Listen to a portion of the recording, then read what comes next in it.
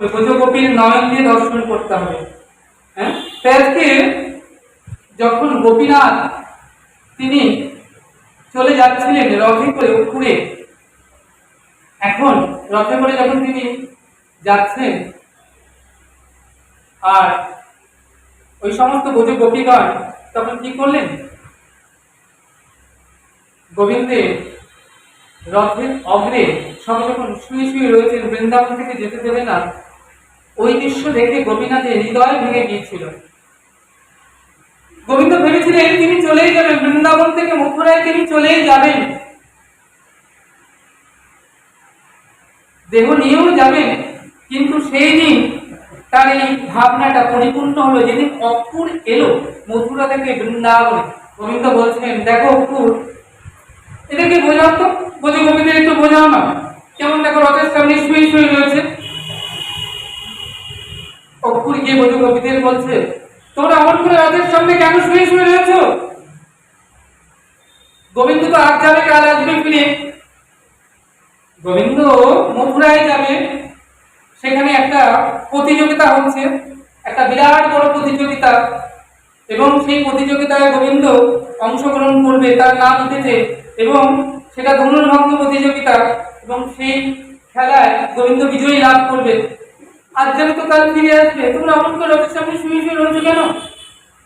তোমরা উঠে যাও, পথ ছেড়ে দাও, আমাদের যেতে দাও। যখন বললেন একথা, রাধারানী অপুরকে বললেন, অপুর, তোমার নামকে অপুর কে রেখেছিল? অপুর কে রেখেছিল তোমার নাম? অপুর মানে কি? পূর্ণতা নেই যার মধ্যে, অর্থাৎ নিষ্ঠুর নন যিনি, তিনিই তো অপুর, অক্রূর। তুমি কি নিষ্ঠুর নাও? নিজেকে প্রশ্ন করো তো। ও কাকা, কাকা, নিজেকে প্রশ্ন করো, তুমি কি ক্রূর নাও? এই যে দেখছো রাক্ষসটা দাঁড় করিয়ে রেখেছো না, এই যে রথটা যেন আমাদেরকে গিলে খাবে, ওই রথের চাকার তলে আমাদের শরীরটার মধ্যে রথের চাকা যখন চলে যাবে, আমাদের শরীরটা পেষণ হবে, আমরা দেহত্যাগ করব ওই চাকার তলে। জগতের জীব যেদিন জানবে, সেদিন কি তোমাকে ক্রূর বলবে না? জগতের জীব বলবে না যে তুমি ক্রূর কাকা, অপুর নও, তুমি নিষ্ঠুর? তুমি কি নিষ্ঠুর নাও? একবার নিজেকে প্রশ্ন করো তো। তাতে করে তুমি মথুরা থেকে বৃন্দাবনে এসেছো আমাদেরকে উপদেশ দিতে। আচ্ছা বলো তো, তুমি বৃন্দাবন থেকে গোবিন্দকে নিয়ে যেতে এসেছো মথুরায়, তাহলে আমাদের এই দেহের প্রাণের, আমাদের যে দেহটার মধ্যে যে প্রাণনাথ হলেন গোবিন্দ, তা দেহ থেকে প্রাণকে নিয়ে চলে যাচ্ছ, নিথর দেহটা পড়ে রইবে বৃন্দাবনে, আর দেহের প্রাণ চলে যাবে মথুরায়। আচ্ছা বলো তো, আমরা কেমন করে থাকবো এই নিথর দেহটা নিয়ে বৃন্দাবনে? আমরা বাঁচবো কেমন করে? আমাদের প্রাণ তো গোবিন্দ, আর সেই প্রাণকে যদি তুমি নিয়ে চলে যাও, আমরা কেমন করে বাঁচবো, কেমন করে বেঁচে থাকবো বলো তো? যেন কাকা, আমরা ক্ষণকাল ঘন মুহূর্তে যদি গোবিন্দ পদম দর্শন না করি, তাহলে বিধাতাকে দোষারোপ করি, বলি কোটি আঁখি নাহে দিলে, দিলে আঁখি দুই, তাহাতে নিমেষ দিলে কি দেখিব মুই। এই বিধাতা, তুমি যোগ্য সৃজনে জানো না? তুমি যদি কোটি কোটি আঁখি দিতে, তাহলে তো এই কোটি কোটি আঁখি নিয়ে গোবিন্দের ভুবন মন রূপ মাধুর্য দর্শন করতাম, কিন্তু দুটো আঁখি দিয়েছো, তাতে করে আমার চোখে পলক দিয়েছো, কি দেখবো মুই? তাই তাতে করে তুমি এসেছো আমাদেরকে উপদেশ দিতে, আমাদেরকে প্রেম জানাতে। আচ্ছা তুমি কি প্রেম শিখেছো? তুমি তো যেটুকু প্রেম শিখেছো মথুরা থেকে কংসের গোলামি করেছো, কংসের স্থান থেকে এসেছো না? যেখানে যে থাকে, হ্যাঁ, যে সঙ্গ করে তার লঙ্গটি ধরে। হ্যাঁ, কংসের কাজ কি? সাধুদেরকে অত্যাচার করা, সাধুদেরকে নিন্দা করা, সাধুদেরকে দণ্ড দেওয়া। আচ্ছা বলো তো কাকা, হ্যাঁ, এই যে আমাদের নয়ন, হ্যাঁ, কার নয়ন অদর্শী দোষী হয়? আর কার নয়ন দোষী হয়? বললেন যারা এই জগতে প্রেম দর্শন করে তাদের নয়ন তো প্রেমিক হয়, প্রেমের নয়ন হয়। আর যারা নিষ্ঠুর লোকের সঙ্গে থাকে, নিষ্ঠুর পরিবেশে থাকে, নিষ্ঠুরতায় যাদের স্বভাব, তারা কিনা সেখান থেকে এসে আমাদেরকে বৃন্দাবনে এসে আমাদেরকে তুমি প্রেমের উপদেশ দিতে এসেছো, প্রেম শেখাতে এসেছো। তুমি প্রেমের কি জানো কাকা? ও কাকা, যদি বৃন্দাবনে কিছু দিতে আসো তাহলে বৃন্দাবনে এমন করে দেওয়া যাবে না, হাতে নিচে করে এমন করতে হবে। বৃন্দাবনে দাতা হতে এসো না, বৃন্দাবনে গ্রহিতা হও। ওই যে বৃন্দাবনের বৃক্ষগুলো দেখছো মাথা নিচু করে আছে, ফল দেয়, ফুল দেয়, পাখির পূজনে দেয়, সকলে মাথা নিচু করে থাকে, সকলে কত বড় দাতা, তবুও দেখে মনে হয় যেন গ্রহিতার মতো হাত পেতে আছে কি যেন নেবার আশায়। হতে গেলে কিছু বলবে বৃন্দাবনে? যারা সংসারে যে বৃন্দাবনে যায়, সংসারের গপ্প করাই যাদের কাজ, বলছেন বৃন্দাবনে গিয়ে গপ্প করবে না, চুপ করে থাকো, চুপ। প্রাতঃস্মরণীয় বিনোদ বাবা বলতেন বৃন্দাবনে যারা সংসারে জীবে যায়, সংসারের অনেক গপ্প করে, বৃন্দাবন গপ্প করবার জায়গা নয়, ভজনের স্থান। বৃন্দাবনে গিয়ে তুমি কি কথা বলবে? তুমি বৃন্দাবন সম্পর্কে কতটুকু জানো? কি বলবে? তাই চুপ করে থাকো, কোনো কথা বলো না কাকা, কথা বলো না। কথা বলতে গেলে কথা শিখতে হয়। তুমি যদি কথা বলতে চাও তাহলে কথা শিখে এসে কথা বলতে হয়, যোগ্যতা লাভ করে কথা বলতে হয়। আর যদি কিছু না জেনে কথা বলতে চাও তাহলে যে তুমি লজ্জায় পড়ে যাবে। ও কাকা, ওই তো দেখো না কাকা, বুঝু গোপীদের চোখে জল, বুঝু গোপীরা দেখো কেমন কৃষ্ণ বিহারের সাগরের মধ্যে নিমগ্ন হয়ে রয়েছে। হ্যাঁ, দেখতে পাও কাকা? চোখ দুটি কি তোমার আছে? চোখ দুটি তো নাই। চোখ থাকলে কি দেখা যায়? সবকিছু দেখা তো যায় না। প্রেমের চক্ষু যতক্ষণ না হবে ততক্ষণ তো দেখা যায় না কাকা। অপুরকে এতগুলো কথা বললেন, অপুর কোনোদিন ভাবতে পারেনি জীবনে যে তাকে এতগুলো কথা শুনতে হবে। অপুর মাথাকে নিচু করে রয়েছে। হ্যাঁ, ভাবের সাগরে গোপীগণ নিমগ্ন হচ্ছেন। ভাব বলছেন এমন একটা ভাব আছে বৃন্দাবনে, কৃষ্ণ কিন্তু চলে যায়নি বৃন্দাবন থেকে, সামনে আছে। কিন্তু গোপীরা ভাবছেন গোবিন্দ চলে গেলে আমাদের কি হবে? আমরা যে কৃষ্ণ বিহারের সাগরে নিমগ্ন হব, আমরা দুঃখের মধ্যে আমরা নিমগ্ন হব। আমরা তো প্রাণ মধু ছাড়া কিছু জানি না। জন্ম লগ্ন থেকে আমরা আজ পর্যন্ত যা যা করি কৃষ্ণের সুখের জন্য করি। হ্যাঁ, আত্মসুখ নাহি গোপীর কৃষ্ণ সুখ বিনে। আমাদের তো দেহ সুখ বলে কিছু নাই, সব তো কৃষ্ণায় গোবিন্দায় ভগবতে বাসুদেবায় নমঃ বলে অর্পণ করে রেখেছি। তাহলে অপুর দু চোখে জল, মাথাটা অপুর নিচু করে রয়েছে, কিছু বলতে পারছেন না। অমনি ছুটে এলেন গোবিন্দ, বলে অপুর তুমিও ডুবে গেলে, ওই ভাব সাগরে তুমিও ডুবে গেলে। বলে অপুর আমিও নিজে ডুবে যাই। তুমি কোথাকার কে হে? তুমি তো ডুববেই। জগন্নাথ ডুবে যায়, জগতের নাথ ডুবে যায়। কৃষ্ণ বিরহে, রাধা রানীর বিরহে শিলা গলে যায়। কৃষ্ণ কথায় শুধু শিলা গলে না, জগতের নাথ পর্যন্ত গলে যায়। এই যে জগন্নাথের রূপটা, এটাও তো সেই বিগলিত হয়ে গিয়েছে। আর অপুর তুমি তো বিগলিত হবে, তুমি তো বলবে যেন অপুর এবার আমি এমন একটা অস্ত্র প্রয়োগ করতে চলেছি না, যে অস্ত্র প্রয়োগ করলে গোপীরা ওই রথের সামনে থেকে সব সরে সরে যাবে, রাস্তা ছেড়ে দেবে। হ্যাঁ, আমরা বৃন্দাবন থেকে মথুরায় চলে যাব। মহাজন বলেন এক পাশে দাঁড়িয়ে, শেষ অস্ত্র, তাহলে তো কষ্ট পাবে না? গোপীরা বলেন কষ্ট তো পাবেই, অবশ্যই কষ্ট পাবে। তাহলে বলে শেষ অস্ত্র প্রয়োগ করলে তাহলে তো সব মরে যাবে। গোপীগণ বললেন না, মরে যাবে না, মৃত্যু এর থেকে ভালো হবে। অর্থাৎ মৃত্যুও ভালো ছিল এর থেকে। আমি যে শেষ অস্ত্রটা প্রয়োগ করতে চলেছি না, এই অস্ত্র প্রয়োগ করলে মৃত্যু এর থেকে সহজ ছিল, এর থেকে কম কষ্টকর ছিল। হ্যাঁ, তাই গোবিন্দ এলেন বজু দেবীদের কাছে, তিনি শেষ অস্ত্র প্রয়োগ করছেন। বললেন হে বজু দেবীগণ, আমি মথুরায় চলে যাব, মথুরায় চলে গেলে সুখী হব। এটা তোমাদের সইছে না? এই সুখ তোমাদের সইছে না? আমি অপুরের রথে করে মথুরায় যাবো, মথুরায় গেলে সুখী থাকবো, সুখী হব, ভালো থাকবো।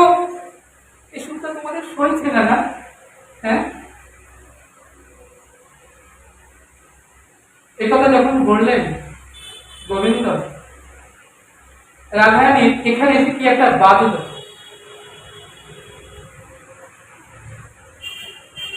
দিয়া তিল তুলসী এ দেহ সমর্পিন মাধব দয়া না ছাড়িও।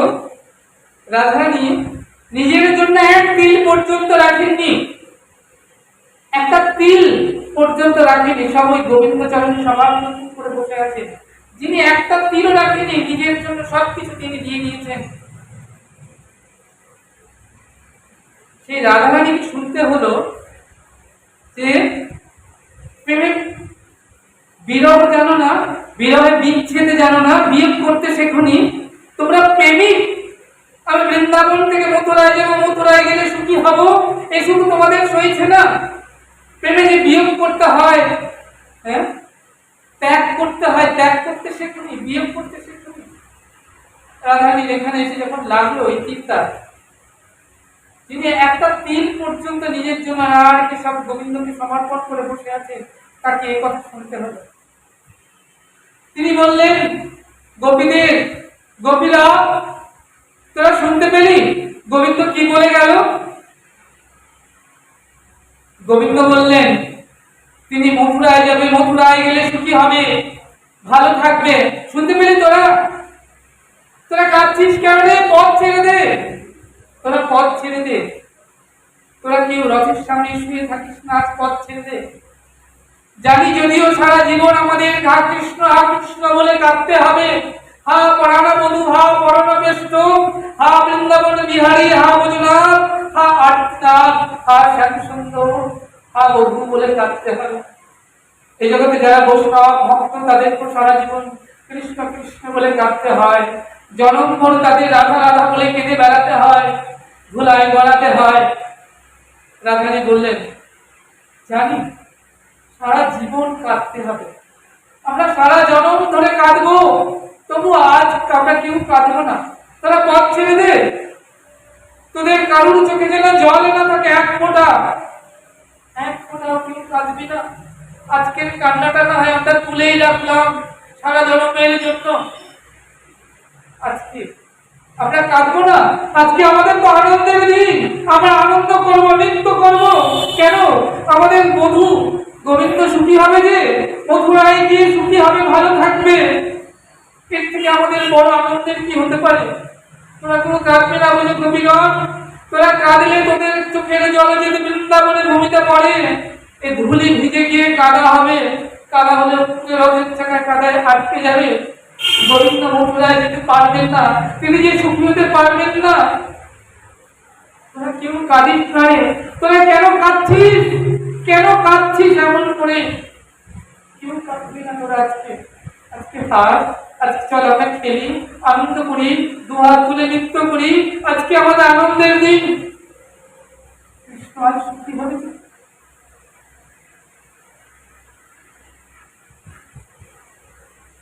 সকল রাধারানী বললেন বৈদ্য দেবীগণকে তোমরা পথ ছেড়ে দাও।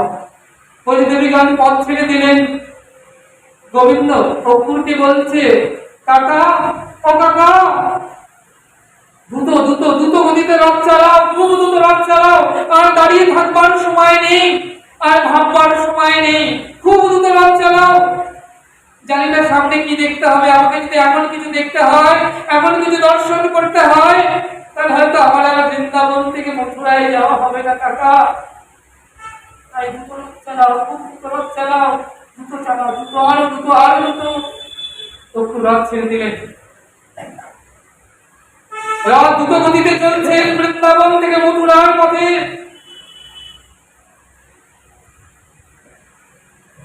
রথের আগে বসেছেন আর গোপীনাথ বসেছেন। রথে যখন দ্রুত গতিতে চলছে, গোবিন্দ একবার পিছু ফিরে তাকিয়েছেন, দেখছেন রথের পেছনে সমস্ত ব্রজঙ্গলাগণ রথের পিছু পিছু ছুটছে। হা প্রাণনাথ, হা প্রাণবেষ্ট, হা প্রাণবধূ, হা আর্তিহারী, একবার বলে যাও আমরা কি দোষে দোষী? তুমি বৃন্দাবন চন্দ্র হয়ে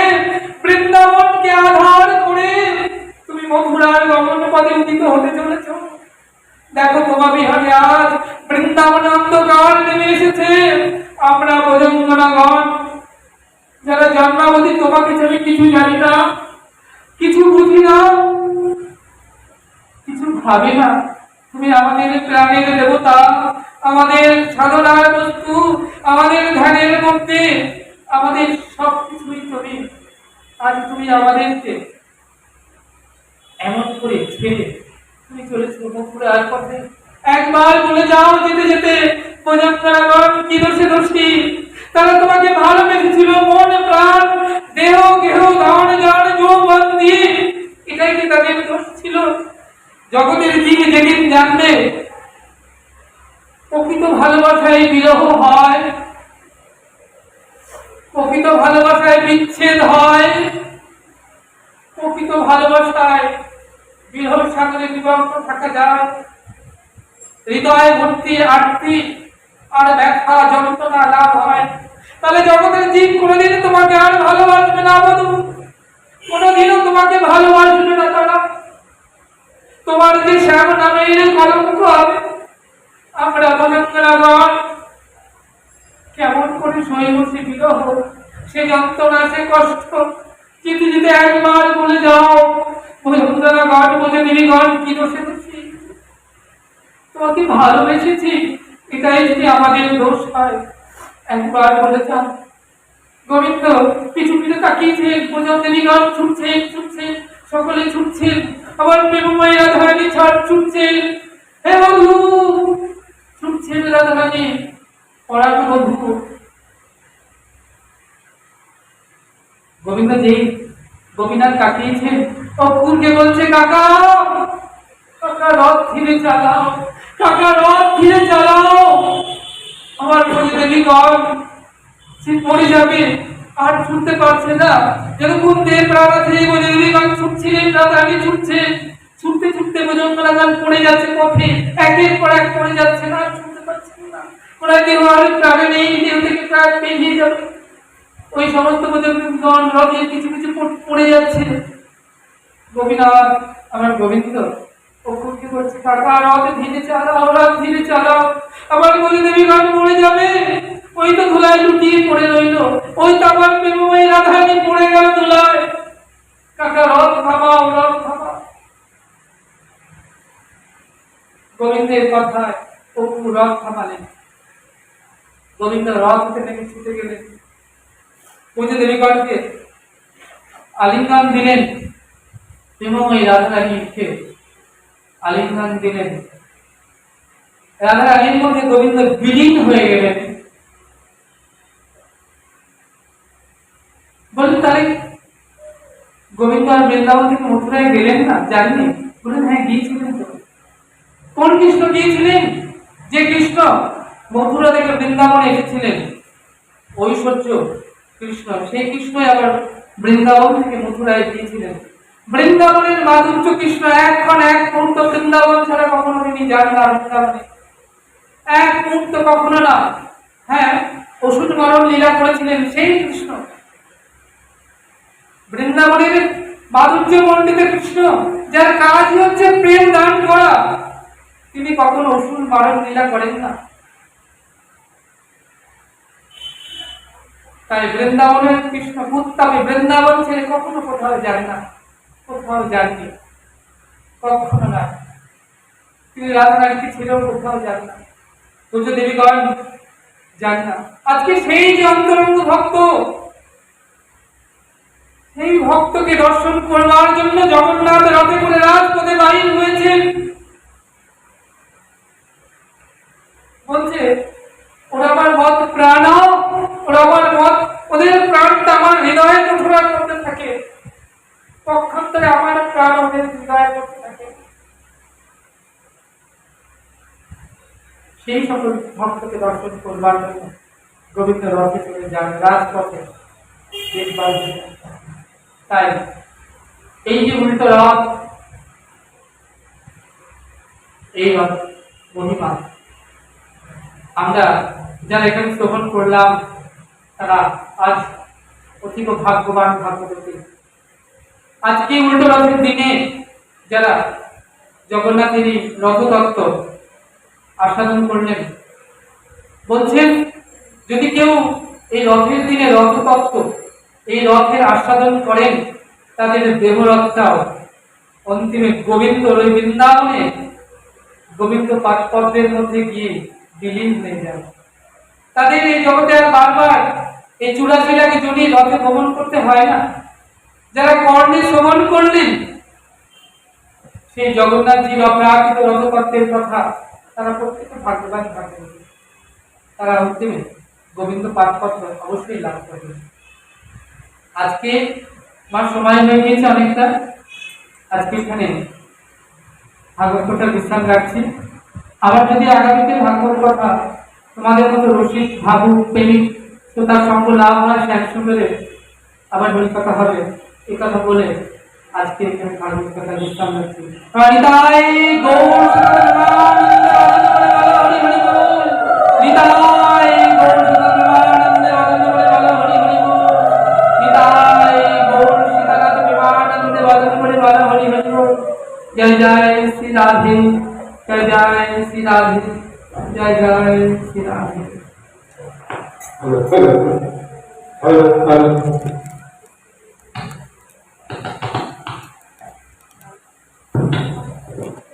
जय जय राधे